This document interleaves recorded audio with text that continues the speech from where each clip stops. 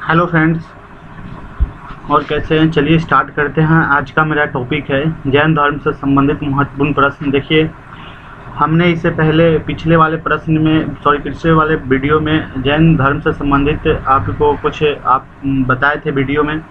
उनसे संबंधित जितने भी संगीतियाँ थी उनकी महावीर स्वामी के बारे में बताए थे। कितने तीर्थकार थे वो भी मैंने बता दिए थे। अगर मेरा वीडियो अभी तक नहीं देखे हैं तो आप मेरे डिस्क्रिप्शन लिंक में जाएं और वीडियो को देख लें।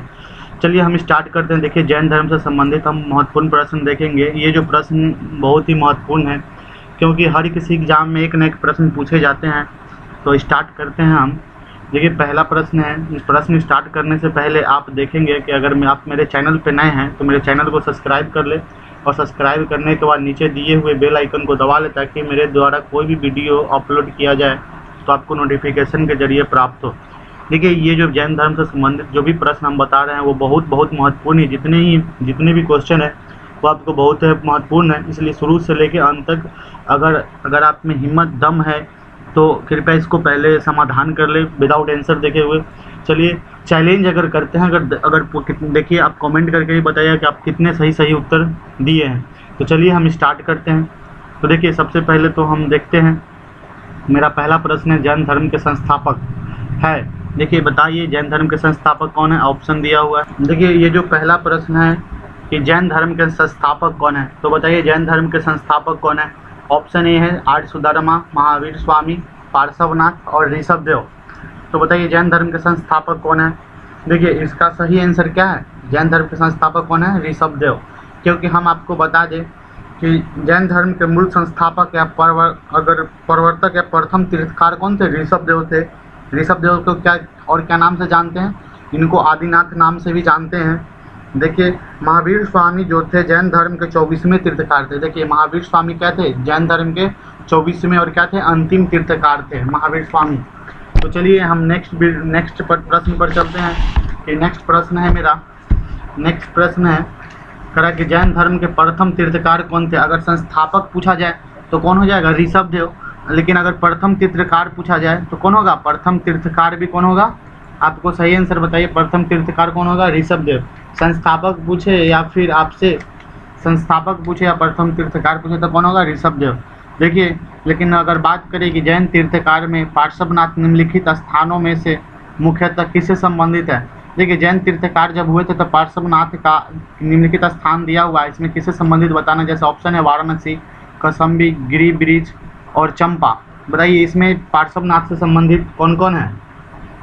तो इसका अब सही उत्तर क्या हो जाएगा, वाराणसी जो है। वाराणसी है जो जैन तीर्थकार में पार्श्वनाथ के स्थान वाराणसी से संबंधित है। क्यों है, हम आपको बता दें कि पार्श्वनाथ 23वें जैन तीर्थकार थे। कितने, पार्श्वनाथ जो थे 23वें। अगर पूछा जाए प्रश्न में कि 23वें जैन तीर्थकार कौन थे तो पार्श्वनाथ। ठीक है, ये क्या बात है, 23वें। ठीक है, याद कर लीजिएगा, ये आपसे पूछा जा सकता है प्रश्न। देखिए, पार्श्वनाथ 23वें जैन तीर्थकार थे। इनका जो जन्म कहाँ हुआ था, पार्श्वनाथ का जन्म कहाँ हुआ था, वाराणसी के राजा अश्विन के यहाँ हुआ था। और इसके माता का नाम क्या था, वामा देवी। इनका चिन्ह क्या है, सर्प। अगर पार्श्वनाथ की अगर चिन्ह की बात करें तो इनकी चिन्ह क्या है, सर्प। और देखिए, ये वाराणसी क्या चीज़ से संबंधित है, इनका जन्म हुआ था। कहाँ हुआ था, वाराणसी में। चलिए हम नेक्स्ट प्रश्न देखते हैं। नेक्स्ट प्रश्न कहता है सूची 1 को सूची 2 से मिलान कीजिए और नीचे दिए गए कूट को सही उत्तर। देखिए, पहला सूची 1 में तीर्थकार का नाम दिया हुआ है और दूसरा में उसका लक्षण दिया हुआ है, जो कि अभी मैंने बताया कि पार्श्वनाथ से संबंधित क्या है, सर्प जो है, सर्प क्या है, इनका चिन्ह है। उसी तरह दूसरा में चिन्ह दिया हुआ है, लक्षण दिया हुआ है, और दूसरा में तीर्थकार। तो मिलान करना है। देखिए, जैसे हम बता दें, दिया हुआ ऑप्शन में आदिनाथ, मल्लीनाथ, पार्श्वनाथ और संभवनाथ। तो इसमें आपको अगर सही बता दे तो क्या हो जाएगा, आदिनाथ का। बताइए आदिनाथ का चिन्ह क्या है, आदिनाथ का चिन्ह क्या है, विषम। विषम ही आदिनाथ का चिन्ह है।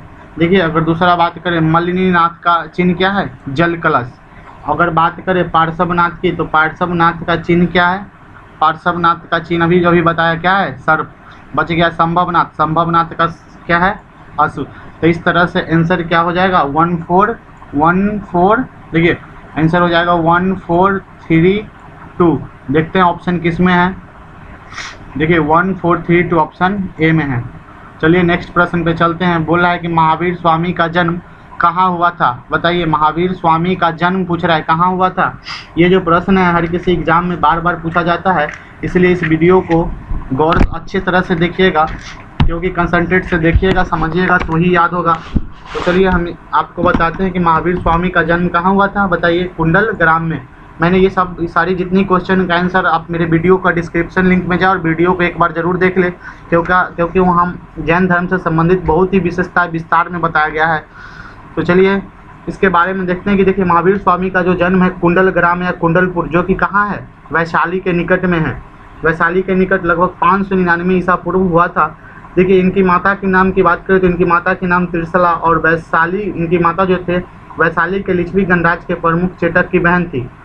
तो ये, और इनके पिता सिद्धार्थ जो थे जातक क्षत्रियों के संघ के प्रधान थे। देखिए, महावीर स्वामी का जो जन्म 540 अगर एनसीईआरटी की बात करें तो एनसीईआरटी में 540 ईस्वी पूर्व दिया हुआ है। इसी आधार पर अन्य प्रकाशनों ने भी जन्म तिथि अपने पुस्तकों में अंकित कर दिया है। तो चलिए हम अगर बात करें नेक्स्ट प्रश्न की, तो नेक्स्ट प्रश्न क्या है कि कुंडलपुर जन्म स्थान है।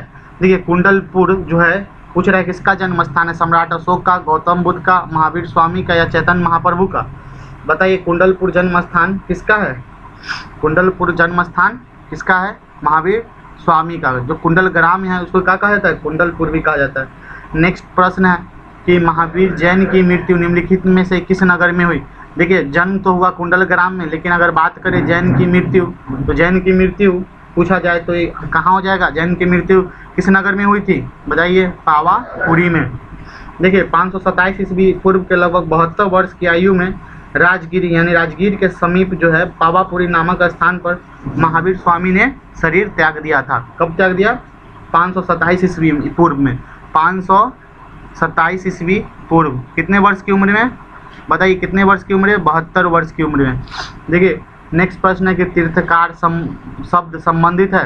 देखिए, तीर्थकार जो शब्द है पूछ रहा है कि शब्द संबंधित किससे है? बताइए, तीर्थकार शब्द किससे संबंधित है? जैन धर्म से। बता दे आपको एक विशेष बात बता दे कि तीर्थकार शब्द जैन धर्म से संबंधित है। जैन धर्म में कुल 24 तीर्थकार थे। कितने तीर्थकार थे? 24 तीर्थकार, जिन्होंने समय समय पर जैन धर्म का प्रचार प्रसार किया। जैन धर्म के प्रथम तीर्थकार कौन थे? ऋषभदेव। आपने देखा था जैन धर्म के प्रथम तीर्थकार कौन थे? ऋषभदेव। तथा अंतिम तीर्थकार कौन थे? महावीर स्वामी, जो 24वें तीर्थकार थे। देखिए, अगर पूछा जाए जैन धर्म के क्रम में, अगर क्रम के अनुसार पूछा जाए तो सबसे अंतिम पूछ रहा है, क्रम में सबसे अंतिम कौन था? बताइए, सबसे क्रम में अभी मैंने बताया कि जैन धर्म में के तीर्थकारों के क्रम में अंतिम कौन था? बताइए, अंतिम कौन था? महावीर स्वामी, जो 24वें तीर्थकार थे। नेक्स्ट प्रश्न है कि निम्नलिखित में से कौन एक जैन तीर्थकार नहीं था? बताइए, इसमें पूछ रहा है कि कौन एक जैन तीर्थकार नहीं था? कौन नहीं था? देखिए, चंद्र प्रभु जी थे, नेमी थे, संभव थे, लेकिन नाथ मुनि जी इसमें नहीं थे। ऐसा ही प्रश्न आपसे पूछा जा सकता है। चलिए नेक्स्ट प्रश्न देखते हैं। कह रहा है कि प्रभासगिरी जिनका तीर्थ स्थल है वो हैं। बोलिए, प्रभासगिरी किनका तीर्थ स्थल है? पूछ रहा है प्रभासगिरी किनका तीर्थ स्थल है? तो इसमें हो जाएगा जैन का। देखिए, अब आपको बता दें कि प्रभासगिरी जो है उत्तर प्रदेश के कौशाम्बी, मतलब उत्तर प्रदेश के कौशाम्बी स्थित जैन का तीर्थ स्थल है। कहाँ? उत्तर प्रदेश के कौशाम्बी में। कौशाम्बी का प्रभासगिरी स्थल 6वें जैन तीर्थकारों पद्म पर्व से संबंधित है। तो जैन प्रभासगिरी कहाँ है? कौशाम्बी में, उत्तर प्रदेश। इसलिए किससे संबंधित है? जैन से। नेक्स्ट प्रश्न है, जैन धर्म में पूर्ण ज्ञान के लिए क्या कहते हैं? देखिए, आपको मैंने बताया था कि पूर्ण जब ज्ञान की प्राप्ति होता है तो उसे क्या कहते हैं? कैवल्य। जैन धर्म में पूर्ण ज्ञान की जब प्राप्ति होता है उसे क्या कहते हैं? कैवल्य। देखिए, जैन धर्म में पूर्ण ज्ञान के लिए केवल शब्द का प्रयोग किया गया है। महावीर स्वामी को 12 वर्ष की कठोर तपस्या तथा साधना के पश्चात जिजम्बिका ग्राम के समीप ऋजुपालिका नदी के तट पर एक साल वृक्ष के नीचे केवल यानी पूर्ण ज्ञान की प्राप्त हुआ था। फलता हुआ क्या कहलाए थे? कैवलिन कहलाए थे। समझ गए? कहाँ ज्ञान प्राप्त हुआ था? ऋजुपालिका नदी के तट पर। देखिए, आपसे एक प्रश्न पूछा जा सकता है कि महावीर स्वामी को किस नदी के तट पर? देखिए, अभी भी बताया था कि महावीर स्वामी को किस नदी के तट पर ज्ञान प्राप्त हुआ? बताइए, अभी बताया ना, ऋजुपालिका नदी के तट पर। देखिए, नेक्स्ट प्रश्न है कि त्रिरत्न सिद्धांत जो है सम्यक दर्शन, सम्यक चरित्र एवं सम्यक ज्ञान धर्म का महिमा है, वह क्या है? बताइए, वह पूछ रहा है कि वह क्या है? बताइए, वह क्या है? तो आपको मैंने अभी अभी प्रश्न बताया है, वह क्या है, वह एक जैन धर्म है। चलिए हम नेक्स्ट प्रश्न पे आते हैं। बोला है कि कौन सा दर्शन त्रिरत्न को मानता है। देखिए त्रिरत्न को अगर मानने वाला कौन सा दर्शन है, तो इस पे क्वेश्चन पे अभी भी इनमें से डाउट है, समझ गए। तो इसका आप लोग कमेंट करके बताइए कि कौन सा दर्शन त्रिरत्न को मानता है। देखिए जैन धर्म जो है, जैन दर्शन में मोक्ष के लिए 3 साधन आवश्यक बताया गया है। जैन धर्म में भी 3 रत्न, जैसे सम्यक दर्शन, सम्यक ज्ञान, सम्यक चरित्र, लेकिन इन तीनों को जैन धर्म में त्रिरत्न की संज्ञा दी गई। अगर माने तो बुद्ध धम्म एवं संघ बौद्ध धर्म के त्रिरत्न को मानते हैं, बौद्ध दर्शन में त्रिरत्न को ही मानते हैं। लेकिन छत्तीसगढ़ के ये पीसीएस में इस प्रश्न को मूल्यांकन से क्या कर दिया गया था, बाहर कर दिया गया था। तो चलिए आप इसको कमेंट में बताइएगा कौन सा दर्शन त्रिरत्न को मानता है। नेक्स्ट प्रश्न है कि अनुवर्त सिद्धांत जो है का प्रतिपादन किसने किया था। अनुवर्त सिद्धांत का अगर प्रतिपादन पूछा तो किसने किया था बताइए। तो देखिए इसका प्रतिपादन कौन किया था, जैन धर्म ने।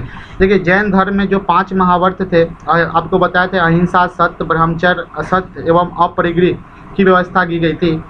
अपरिग्रह की व्यवस्था की गई थी। जैन धर्म में गृहस्थों के लिए पंचवर्त अनुव्रत के रूप में व्यवहार था। जो देखिए पंचवर्त क्या था, आपको बता दें कि जैन धर्म में गृहस्थों के लिए 5 महावर्त अनुवर्त के रूप में विहित था, क्योंकि संसार में रहते हुए इन महावर्तों का पूर्णतः पालन करना संभव नहीं, इसलिए आंशिक रूप से पालन करने के लिए कहा गया। समझ गए, ये था आपको अनुवर्त का सिद्धांत। किसमें था, जैन धर्म में। देखिए नेक्स्ट प्रश्न पूछ रहा है कि सैदावाद सिद्धांत क्या है। देखिए सैदावाद सिद्धांत है किससे है, शैव धर्म का है, जैन धर्म का है, वैष्णव धर्म का है या लोकायत धर्म का है। बताइए सैदावाद सिद्धांत किसका है। सैदावाद सिद्धांत जैन धर्म का है। देखिए अगर सैदावाद सिद्धांत की अगर बात करें तो महावीर स्वामी जो थे जैन धर्म के कितने में 24वें तीर्थकार थे। इन्होंने वेद के अपौरुषेयता स्वीकार करने से इनकार कर दिया तथा धार्मिक सामाजिक रूढ़ियों व पाखंडों का क्या किया था, विरोध किया था। तथा हम उनके बारे में बताए कुछ आपको महावीर स्वामी के बारे में। ये जो जैन धर्म आप देख रहे हैं, तो उन्होंने आत्मवादियों तथा नास्तिकों के एकांतिक मतों को छोड़कर बीच का मार्ग अपनाया, जिसे क्या कहें, देखिए बीच का मार्ग अपनाया। तो इसे जैन धर्म में क्या कहें महावीर स्वामी को, अनेकांतवाद, अथवा अनेकांतवाद को ही क्या कहते हैं, सैदावाद कहते हैं। सैदावाद को क्या भी कहते हैं, अनेकांतवाद। तो ये था कि बीच का माध्यम अपनाए थे, उसी को क्या कहता है, अनेकांतवाद। यह ज्ञान की सापेक्षता का सिद्धांत है। चलिए देखिए स्यादवाद कह रहा है फिर कि स्यादवाद संबंधित है, आपको अभी भी बताए थे कि स्यादवाद संबंधित किससे है, जैन से। देखिए नेक्स्ट प्रश्न है कि जैन धर्म के अनुसार सृष्टि की रचना एवं पालन पोषण सर्वभौमिक विधान से हुआ है, सर्वभौमिक सत्य से हुआ है, आस्था से हुआ है, आत्मा से हुआ है। देखिए हम आपको बता दें कि जैन दर्शन के अनुसार अगर माने तो सृष्टि की रचना एवं पालन जो पोषण है ये सार्वभौमिक क्या हुआ है, विधान से हुआ है। इसलिए आंसर क्या हो जाएगा, ए। देखिए समस्त जितने भी विश्व जीव तथा अजीव नामक 2 नित्य स्वतंत्र तत्वों से मिलकर बना है। जीव जो है चेतन तत्व है, जबकि अजीव जो है अचेतन जड़ तत्व। इसके विशेषताएं के बारे में देखें तो हम दिखा रहे हैं कि यहाँ जो जीव से तात्पर्य है उपनिषदों की सार्वभौमिक आत्मा से न होकर उनके व्यक्तिगत आत्मा से। लेकिन अगर आपको बता दें कि जैन मतानुसार आत्माएं अनेक होती है तथा सृष्टि के कण-कण में जीवों का वास। देखिए सृष्टि के कण-कण में जो है जीवों का वास होता है, अतः विकल्प एक सही है, क्योंकि जैन धर्म के अनुसार सृष्टि की रचना एवं पालन पोषण सार्वभौमिक विधान से हुआ है। इसका कोई संचालक या नियंत्रण करता नहीं, इसलिए आंसर क्या होगा, ए। चलिए नेक्स्ट प्रश्न देखते हैं। कह रहा है कि अनेकांतवाद निम्नलिखित में से किसका क्रोध सिद्धांत है। अभी बताया कि अनेकांतवाद किसका सिद्धांत है, जिसे सैदावाद भी कहते हैं, किसका है, जैन मत का। लेकिन नेक्स्ट प्रश्न निम्नलिखित में कौन सा धर्म विश्व विनाशकारी प्रलय की अवधारणा में विश्वास नहीं करता है। देखिए विश्व विनाशकारी प्रलय की अवधारणा में विश्वास कौन नहीं करता है, बताइए कौन नहीं करता है। ये जो जितने भी जैन धर्म के थे, जैन मत के लोग थे, ये जो जितने भी जैन धर्म के लोग थे वो विश्व विनाशकारी प्रलय की अवधारणा में विश्वास नहीं करते थे, क्योंकि जैन धर्म ईश्वर के कल्पना नहीं की गई है। जैन धर्म में ईश्वर की कल्पना नहीं की गई, जगत की सृष्टि नहीं की गई है। उनके अनुसार संसार नित्य और शाश्वत है। संसार जो है जैन धर्म के अनुसार अगर माने तो क्या है, नित्य और शाश्वत है, इसमें किसी समय प्रलय नहीं आता है। इसलिए विश्व विनाशकारी की बात किसमें नहीं कहा गया है, जैन धर्म में। देखिए अगर नेक्स्ट प्रश्न है, जैन धर्म का आधारभूत पूछा जाता है कि जैन धर्म का आधारभूत बिंदु क्या है? देखिए जैन धर्म में आधारभूत बिंदु क्या है? अहिंसा, अहिंसा है। समझ गए? तो नेक्स्ट प्रश्न है कि कह रहा है कि यापनीय किसका एक संप्रदाय है? देखिए यापनीय पूछ रहा है किसका एक संप्रदाय है, बताइए। यापनीय जो है जैन धर्म का संप्रदाय। देखिए यापनीय शब्द का अगर अर्थ मालूम करें, देखिए ये जो यापनीय है इसका शब्द क्या होता है? जैन धर्म का एक संप्रदाय था जिसकी उत्पत्ति अगर माने तो दिगंबर संप्रदाय से हुई थी। तथापि ये कतिपय श्वेतांबर मान्यताओं का पालन भी करते थे। समझ गए? ये दिगंबर द्वारा इन्हें क्या किया था? दिगंबर संप्रदाय हुई थी, जिसकी उत्पत्ति कहाँ से हुई थी? दिगंबर संप्रदाय से हुई थी। चलिए नेक्स्ट प्रश्न है, कह रहा है भारत की धार्मिक प्रथाओं के संदर्भ में स्थानकवासी संप्रदाय का संबंध किससे है?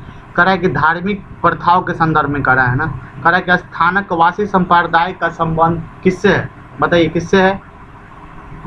ये सबसे आसान सा क्वेश्चन है, किससे है बताइए? ये जो है जैन मत से संबंधित है। देखिए स्थानकवासी श्वेतांबर का, अगर आपको ये जो स्थानकवासी संप्रदाय है इसका मतलब जानना चाहते हो तो स्थानकवासी श्वेतांबर, जो स्थानकवासी श्वेतांबर जैनों का क्या था? एक संप्रदाय था। किसका? श्वेतांबर का एक संप्रदाय था। लेकिन अगर इसकी स्थापना की बात करें, देखिए इसकी स्थापना कब हुई थी? 1400, स्थानकवासी की स्थापना कब हुई थी? 1476 ईस्वी में। यह जो संप्रदाय है अपने पूर्ववर्ती सुधारवादी संप्रदाय लोंका जिसकी संप्रदाय लोंकासा ने की थी से उत्पन्न हुआ है। इस संप्रदाय के लोग मूर्तियों की पूजा भी नहीं करते थे। समझ गए? देखिए निम्नलिखित प्रश्न कह रहा है, नेक्स्ट प्रश्न है, निम्नलिखित में से कौन सबसे पूर्वाकालिक जैन ग्रंथ कहलाता है? कह रहा है कि सबसे पूर्वाकालिक जैन ग्रंथ कौन है? बताइए। सबसे अगर पूर्वाकालिक जैन ग्रंथ की बात हो तो कौन था? 14 पूर्व। देखिए हम एक विशेषता बता दें 14 पूर्व के बारे में कि 14 पूर्व जो है प्राचीनतम जैन ग्रंथ है। क्या है? प्राचीनतम जैन ग्रंथ है। इसमें जो है अंतिम नंद राजा के समय में संभूत विजय तथा भद्रबाहु जैन संघ के अध्यक्ष तथा यही महावीर द्वारा प्रदत्त 14 पूर्वों के विषय में जानने वाला क्या था? अंतिम व्यक्ति था। नेक्स्ट प्रश्न है कि प्रारंभिक जैन साहित्य जो निम्नलिखित में से किस भाषा में लिखे गए? देखिए प्रारंभिक जो जैन साहित्य अगर पूछा जाए कि प्रारंभिक जैन साहित्य निम्नलिखित में से किस भाषा में लिखे गए, तो देखिए प्रारंभिक जो थी जो अर्धमागधी भाषा में लिखे गए थे। जितने भी प्रायः सभी प्रारंभिक धार्मिक जैन साहित्य जो थे प्राकृतिक की विशिष्ट शाखा जो था अर्धमागधी भाषा में लिखे गए। अर्धमागधी भाषा की बात करें, इसमें 12 अंग अर्धमागधी में ही है। बाद में अगर बात करें, देखिए अगर प्रारंभ में बात करें तो अर्धमागधी भाषा, लेकिन अगर बाद में जैन धर्म ने प्राकृत भाषा को अपनाया। किसको? बाद में प्राकृत भाषा को अपनाया। ये जो ग्रंथ था जो ईसा की 6ठी शताब्दी में गुजरात में वल्लभी नामक स्थान पर अंतिम रूप में संकलित किए गए। लेकिन अगर आज की बात करें तो आज जैन साहित्य लगभग सभी भाषाओं में अनुदित है। चलिए नेक्स्ट प्रश्न देखते हैं। कह रहा है कि निम्नलिखित में से कौन सा स्थल पार्श्वनाथ से संबंध होने के कारण जैन सिद्ध क्षेत्र माना जाता है? पार्श्वनाथ से संबंध होने के कारण पूछ रहा है ना, कौन सा स्थल पूछ रहा है? तो ऑप्शन में चंपा, पावा, संवेद शिखर या उज्जैन। तो बताइए इसमें जो हम कह रहे हैं कि जो संवेद शिखर है वो पार्श्वनाथ से संबंध होने के कारण जैन सिद्ध क्षेत्र माना जाता है। अब हम जानते हैं कि संवेद शिखर को जैन सिद्ध क्षेत्र क्यों माना जाता है? क्या कारण था? देखिए हम बता दें कि पार्श्वनाथ जो थे जैन धर्म के 23वें तीर्थकार थे, जिनका जन्म जो हुआ था वाराणसी में महावीर स्वामी से 250 वर्ष पहले लगभग 850 ईस्वी पूर्व में हुआ था। लेकिन एक विशेष बात आपको बता दें कि काशी के शासक थे अश्वसेन उनके पिता थे तथा महारानी वामा उनकी क्या थी? माता। देखिए 30 वर्ष की आयु के बाद उन्होंने गृह त्याग कर अपना जीवन वैराग्य तथा तपश्चर्या में लगा दिया। देखिए सबसे इंपॉर्टेंट बात बता दें संवेद शिखर के बारे में, तो वाराणसी के निकट एक आश्रम पद उद्यान में समाधि स्थित होकर कठिन तपस्या करने के उपरांत 84वें दिन, क्या दिन? पार्श्वनाथ को कितनेवें दिन? अगर देखिए विशेष बात यह है कि इन्हें 84वें दिन क्या हुआ था? ज्ञान की प्राप्ति, यानी केवल ज्ञान की प्राप्ति हुआ था। देखिए पार्श्वनाथ का जो परिनिर्वाण जो हुआ था संवेद शिखर यानी संवेद पर्वत पर हुआ था। इसीलिए संवेद शिखर की बात करें तो पार्श्वनाथ का जो निर्माण प्राप्त हुआ था कहाँ हुआ था? संवेद शिखर पर। इसलिए जैन क्षेत्र के लिए क्या माना जाता है? इंपॉर्टेंट माना जाता है। लेकिन नेक्स्ट प्रश्न, निम्नलिखित में से कौन सा आरंभिक जैन साहित्य का भाग नहीं है। देखिए आरंभिक अगर बात करें कि आरंभिक जैन साहित्य का भाग नहीं है तो वो कौन होगा, थेरी गाथा। ये सब जो था आचारांग सूत्र, श्रुतिकेंग और विहितक कल्प सूत्र, ये सब जो था ये ना आरंभिक जैन साहित्य का भाग था, लेकिन कौन, थेरी गाथा आरंभिक जैन साहित्य का भाग नहीं था। देखिए थेरी गाथा हम बता दें कि एक बौद्ध साहित्य था, समझ गए। बाकी बात जो था ये सब तीनों जो है क्या है, ये जैन साहित्य है। चलिए नेक्स्ट प्रश्न देखते हैं। नेक्स्ट प्रश्न कह रहा है कि जैन संप्रदाय में प्रथम विभाजन के समय श्वेतांबर संप्रदाय के संस्थापक कौन थे। जब देखिए जैन संप्रदाय को दो भागों में बांट विभाजन हो गया था, श्वेतांबर और दिगंबर, तो इसमें पूछ रहा है कि श्वेतांबर संप्रदाय के संस्थापक कौन था, बताइए सर। तो इसमें कौन था, स्थलबुद्र। स्थलबुद्र क्या थे। चलिए देखिए नेक्स्ट प्रश्न देखते हैं। करा कि भगवान महावीर का अगर पूछा जाए, भगवान महावीर का प्रथम शिष्य कौन था, बताइए। इसमें प्रथम शिष्य कौन था, जमाली। चलिए नेक्स्ट प्रश्न देखते हैं। करा कि प्रथम अगर अनुयायी की बात करें तो प्रथम अनुयायी कौन था, प्रथम अनुयायी कौन था, ये भी जमाली ही था। अगर शिष्य या अनुयायी की बात करें दोनों कौन था, जमाली ही था। नेक्स्ट प्रश्न करा कि किस जैन सभा में अंतिम रूप से श्वेतांबर आगम का संपादन हुआ। कह किस जैन सभा में। देखिए किस जैन सभा तो दो हुआ था, लेकिन इसमें कह किस जैन सभा में अंतिम रूप से श्वेतांबर आगम का संपादन हुआ, बताइए किसमें हुआ था। ये जो हुआ था पाटलिपुत्र, जब जैन सभा हुआ था उसी में। देखिए चंद्रगुप्त मौर्य के शासनकाल में पाटलिपुत्र में ही प्रथम जैन सम्मेलन आयोजित किया गया, जिसमें श्वेतांबर आगम का संपादन किया गया था। इसमें किया गया प्रथम जैन में, पर किसके शासनकाल में, चंद्रगुप्त मौर्य के शासनकाल में। चलिए नेक्स्ट प्रश्न देखते हैं। करा कि निम्नलिखित कथनों पर विचार कीजिए। देखिए करा है कि कथन दिया हुआ है 3। करा कि वर्तमान महावीर की माता लिच्छवी के मुख चेटक की पुत्री थी, तो ये तो लिच्छवी चेटक की पुत्री थी, ठीक है। लेकिन दूसरा करा है गौतम बुद्ध की माता कोलिय राजवंश की राजकुमारी थी। तीसरा करा है कि 23वें तीर्थकार पार्श्वनाथ बनारस से थे। देखिए 3 कथन दिया हुआ है और इस पे क्या करना है, कह रहा है कि इस पे विचार कीजिए।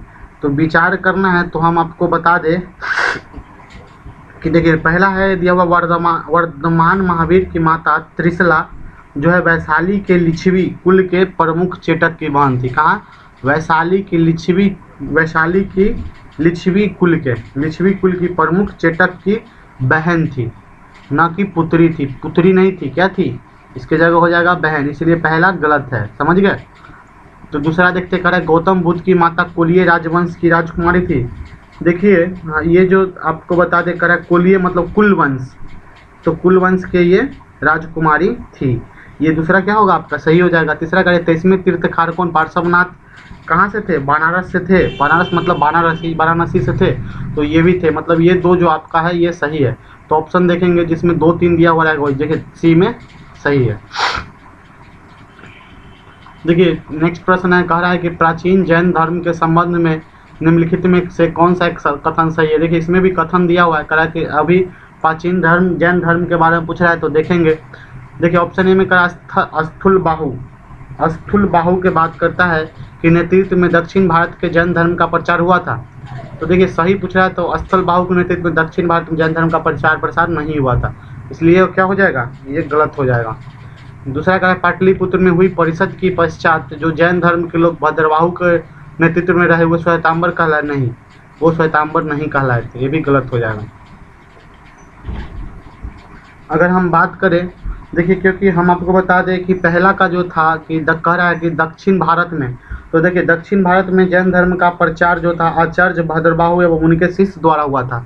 आचार्य कौन, भद्रबाहु तथा स्थलबाहु द्वारा नहीं, आचार्य भद्रबाहु द्वारा हुआ था, इसलिए गलत है। लेकिन दूसरा कह रहा है कि भद्रबाहु के समर्थक क्या कहलाते, दिगंबर। लेकिन पाटलिपुत्र में आयोजित हो रहा है, पाटलिपुत्र में आयोजित जैन धर्म की प्रथम महासभा में भाग नहीं लिया था। ये जो दिगंबर थे, जो है प्रथम दिगंबर जो थे प्रथम महासभा में भाग नहीं लिया था, समझ गए, इसलिए दूसरा भी गलत है। लेकिन कह रहे हैं तीसरा कि प्रथम शतक ईस्वी पूर्व में जैन धर्म का कलिंग के राजा खारवेल का समर्थन मिला। हाँ, ये खारवेल का समर्थन मिला था, इसलिए ऑप्शन क्या हो जाएगा, सी सही। तो ऑप्शन सी इसका क्या हो जाएगा, सही हो जाएगा। तो हम नेक्स्ट प्रश्न देखते हैं। कह रहा है कि निम्नलिखित में कौन सा कथन जैन सिद्धांत के अनुरूप है। अगर पूछे कि जैन सिद्धांत के अनुरूप अगर पूछता है तो हम देखेंगे तो जैन सिद्धांत के अनुरूप कौन कौन था? देखिए जैन सिद्धांत के पहला है कि कर्म को विनिष्ट करने का सुनिश्चित मार्ग तपस्या है। तो हाँ, ये कर्म को अगर विनिष्ट करने का सुनिश्चित मार्ग क्या था? तपस्या ही था। दूसरा है कि प्रत्येक वस्तु में चाहे वह सूक्ष्मता कण हो उसमें आत्मा होती है। हाँ, ये भी सही है, क्योंकि जितने भी सूक्ष्म से सूक्ष्म कण है उसमें क्या होता था? आत्मा ही होता था। ये भी जैन धर्म के सिद्धांत था। तीसरा कह रहा है कि कर्म आत्मा का विनाशक है और आवश्यक इसे अंत करना चाहिए। हाँ, ये भी सही है कि क्योंकि कर्म जो था आत्मा का विनाशक है और आवश्यक इसका अंत करना चाहिए था, इसलिए तीनों कथन क्या हो जाएगा? सही है। तो नीचे दिए गए पुट जो डी आंसर है आपको क्या हो जाएगा? डी जो है दिया हुआ वो आपको सही हो जाएगा। चलिए नेक्स्ट पे अगर बात करें, नेक्स्ट प्रश्न है कि समाधि मरण किस दर्शन से संबंधित है? आपको पूछ रहा है कि समाधि मरण किस दर्शन से संबंधित है, बताइए। समाधि मरण जो है जैन धर्म से संबंधित। देखिए हम जानते हैं समाधि मरण क्या है। जैसे हम आपको पढ़ाए थे संलेखना को क्या कहते हैं? समाधि मरण या संथारा। देखिए हम आपको बताए थे कि जीवन के अंतिम समय में मृत्यु निकट जानकर स्वेच्छा से अपनाई जाने वाली एक जैन प्रथा है। व्यक्ति को यह लगने लगता है कि मृत्यु के करीब है तो खुद खाना पीना त्याग देता है। इसे दिगंबर जैन शास्त्र के अनुसार क्या कहा जाता है? समाधि मरण या संलेखना कहा जाता था। तो इसी को क्या कहा था? ये किसका था? जैन धर्म में। ये नेक्स्ट प्रश्न है, कहा कि निम्नलिखित कथनों पर विचार कीजिए। नेक्स्ट प्रश्न में क्या कहा? निम्नलिखित कथनों पर विचार कीजिए। तो देखिए कह रहा है कि दक्षिण भारत के इच्छाबुकु शासक बौद्ध मत के विरोधात्मक थे। नहीं, जो दक्षिण भारत के जो इच्छाबुकु शासक थे वो बौद्ध मत के क्या थे? विरोधात्मक नहीं थे। विरोधात्मक थे नहीं, ये विरोधात्मक थे, ये गलत हो जाएगा, ठीक है। क्योंकि दक्षिण में अगर बात करें तो तृतीय और चतुर्थी शताब्दी के दौरान आंध्र में इक्ष्वाकु वंश का जो शासन था, ठीक है। इस वंश के में कुल यहाँ 7 शासक थे, जिनका लगभग सभी रानियाँ क्या थी? बौद्ध मतावलंबी थी, ना कि बौद्धात्मक के विरोधात्मक थे। देखिए दूसरा कह रहा है कि पूर्वी भारत के पाल शासक बौद्ध मत के समर्थक थे। हाँ, ये जो है पूर्वी भारत के पाल शासक जो थे बौद्ध मत के क्या थे? समर्थक थे, इसलिए आंसर क्या हो जाएगा? B option. नेक्स्ट प्रश्न है कि आजीवक संप्रदाय के पूछ रहा है संस्थापक। देखिए आजीवक संप्रदाय के संस्थापक कौन थे? मखिली गोसाल, समझ गए। जो मखिली गोसाल प्रारंभ में क्या थे? महावीर के ये शिष्य थे। चलिए नेक्स्ट प्रश्न देखते हैं। कह रहा है कि निम्नलिखित में से किसने प्रतिपादित किया कि भाग ही सब कुछ निर्धारित करता है, मनुष्य असमर्थ होता है? बताइए। कह रहा है निम्नलिखित में से किसने प्रतिपादित किया कि भाग ही सब कुछ निर्धारित करता है, मनुष्य असमर्थ है? तो इसका आंसर क्या हो जाए? किसने निर्धारित किया था? आजीवकों ने। किसने किया था? आजीवकों ने। इसलिए आंसर क्या हो जाएगा? बी। चलिए नेक्स्ट प्रश्न देखते हैं। नेक्स्ट है, कह रहा है कि बराबर की गुफाओं का जो है उपयोग किसने आश्रय गृह के रूप में किया? पूछ रहा है कि बराबर की गुफाओं का उपयोग किसने आश्रय गृह के रूप में किया? तो इसका आंसर क्या होगा? आजीवकों ने ही क्या किया था? बराबर की गुफाओं का उपयोग आश्रय गृह के रूप में किया था। फिर नेक्स्ट प्रश्न है कि उत्तर प्रदेश में बौद्ध एवं जैनियों दोनों को प्रसिद्ध तीर्थ स्थल क्या था? अगर उत्तर प्रदेश में बात करें तो बौद्ध एवं जैन को दोनों का प्रसिद्ध तीर्थ स्थल क्या था? देखिए उत्तर प्रदेश में अगर बात करें तो क्या था? दोनों का तीर्थ स्थल कौशाम्बी था। लेकिन अगर बात करें क्यों, तो देखिए इसमें हम इसकी विशेषताएं बता दें कि देखिए ये जो है कौशाम्बी इलाहाबाद के दक्षिण पश्चिम में लगभग जो है 33 मील, कितनी? 33 मील की दूरी पर स्थित कोसम नामक स्थान पर ही प्राचीन काल का कौशाम्बी था। किस नाम पर? कोसम नाम पर ही क्या था? एक नाम था कोसम नाम पर ही क्या था? नामक प्राचीन काली क्या? कौशाम्बी था। देखिए बात करते कि जैन और बौद्ध की दोनों के पूछ रहा है तो इसमें हो जाएगा वैदिक एवं जैन साहित्य में अनेक बार कौशाम्बी का उल्लेख मिलता है। किसमें? वैदिक एवं जैन साहित्य में अनेक बार कौशाम्बी का उल्लेख मिलता है। अगर पुराने के अनुसार मानो तो हस्तिनापुर के राजा निशुम्भ ने हस्तिनापुर के गंगा के प्रवाह में बह जाने के बाद इस नगर की स्थापना की थी। इस नगर की स्थापना कौन की? हस्तिनापुर के राजा निशुम्भ ने। देखिए सबसे इम्पोर्टेंट बात है कि जैन ग्रंथ के अनुसार कौशाम्बी नामक वृक्ष की अधिकता के कारण इस नगर का नाम क्या पड़ा? कौशाम्बी पड़ा। यह नगर जैन तथा बौद्ध दोनों के लिए प्रसिद्ध तीर्थ स्थल था, समझ गए। यहाँ पर जो था ये कुशाम्ब नामक वृक्ष था। ये जो कौशाम्बी में क्या था? कुशाम्ब नामक अधिक वृक्ष था, इसलिए इसका नाम क्या पड़ा? कौशाम्बी। तो ये जो महात्मा बुद्ध ने इस नगर में जाकर कई बार धर्मोपदेश दिया तथा लोगों को अपना शिष्य बनाया। यहाँ अनेक क्या थे? यहाँ अनेक कौशाम्बी में विहार भी थे। सर्वप्रथम घोषित राम विहार था। अगर पूछा जाए यहाँ पर सर्वप्रथम क्या था, घोषित राम विहार था, जिसका निर्माण श्रेष्ठी घोषित ने कराया था। जैन धर्म की अगर बात करें तो जैन धर्म के छठे तीर्थकार जो थे पद्मभद्र का प्रथम प्रसिद्ध मंदिर प्रभासगिरी जो है कहाँ अवस्थित है, कौशाम्बी में भी। इसीलिए है जो उत्तर प्रदेश में बौद्ध एवं जैनियों दोनों का प्रतिष्ठा स्थल क्या था, कौशाम्बी था। तो ये देखिए, अगर नेक्स्ट प्रश्न है, सरवन बेलगोला में गोमतेश्वर की विशाल प्रतिमा पूछ रहा है कि स्थापित किसने कराई थी, स्थापित किसने कराई थी, वो चामुंडराय ने। देखिए नेक्स्ट प्रश्न है कि महान धार्मिक घटना महामस्तकाभिषेक निम्नलिखित में किससे संबंधित है। जो महान धार्मिक घटना घटी थी महामस्तकाभिषेक, ये किससे संबंधित है, किसके लिए की जाती है। देखिए ये जो प्रश्न है आपको बता दें बाहुबली से संबंधित है, ठीक है, बाहुबली से संबंधित, और किसके लिए किया जाता है, बाहुबली के लिए ही किया जाता है। देखिए अगर बात करें महामस्तकाभिषेक की, जैन धर्म का एक क्या है, महत्वपूर्ण उत्सव है। ये जो है जैन धर्म का एक महत्वपूर्ण उत्सव है